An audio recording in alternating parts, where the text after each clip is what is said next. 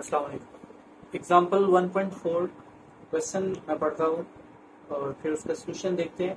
How many formula units are present in 125 gram of hydrated copper sulphate. तो copper sulphate हमें दिया है 125 ग्राम दिया है और हमसे पूछा गया नंबर ऑफ फार्मूला यूनिट। ये क्योंकि आयनिक कंपाउंड है इस वजह से हमने इसमें नंबर ऑफ मॉलिक्यूल्स नहीं बोला।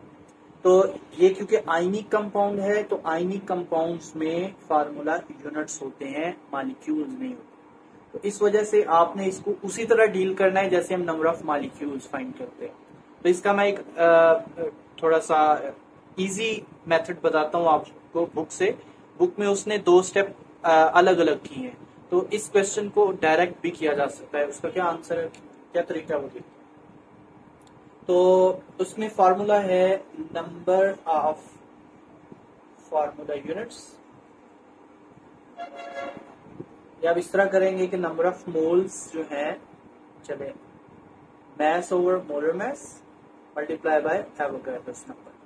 तो आप बजाय इसके कि पहले आप ये फाइंड करें एक स्टेप में, फिर उसका जो आंसर आएगा उससे मल्टीप्लाई करें, तो आप नंबर ऑफ मोल्स फाइंड करके फिर ऐसे ना करें बल्कि डायरेक्ट ये फार्मूला लगाएं। अब हमें मोलर मैस चाहिए इसका कॉपर सल्फेट का, तो ये सीखना भी जरूरी है कि कॉपर सल्फेट क्योंकि यहाँ पर ये हाइड्रेटेड है, .5H2O है, तो इसको आप कैसे इसका मोलर मैस फाइंड करते हैं वो मैं आपको बताता हूँ। तो मोलर मैस देखते हैं, molar mass of copper sulphate .5H2O।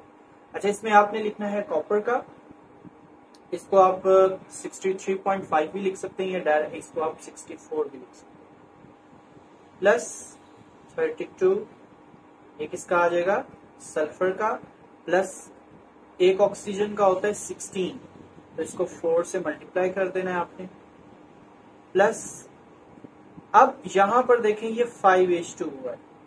तो इसके 2 तरीके हैं, या आप ऐसा करें कि 5 इंटू वाटर का कंप्लीट का लिख ले 18, ठीक है, एक तरीका तो ये है। तो या फिर आप उसी तरह कर लें कि 2 हाइड्रोजन है, हाइड्रोजन का होता है एक का 1 होता है तो इसका 2 हो जाएगा, प्लस इसका 16, तो बात वही आ गई। तो आप इसको डायरेक्ट भी कर सकते हैं।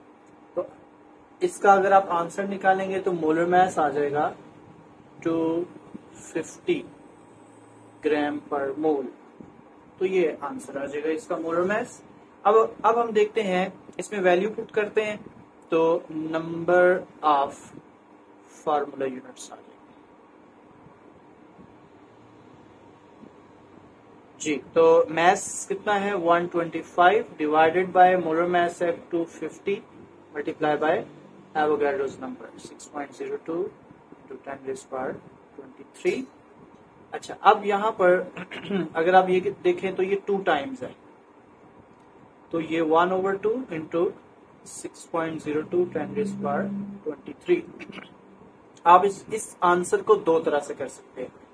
एक तरीका तो ये है कि आप इसको डिवाइड कर दे 3.01 इंटू 10⁻23, इस तरह भी इसको कर सकते हैं, या एक और तरीके से भी आंसर लिखा जा सकता है कि एवोगाड्रोस नंबर डिवाइडेड बाय 2, तो ये आंसर भी हो सकता है। ये मैंने आपको इसलिए बताया क्योंकि अक्सर MCQs जो है ना वो इस फॉर्म में आ सकते हैं, आप तो इसलिए ये आपको पता होना चाहिए।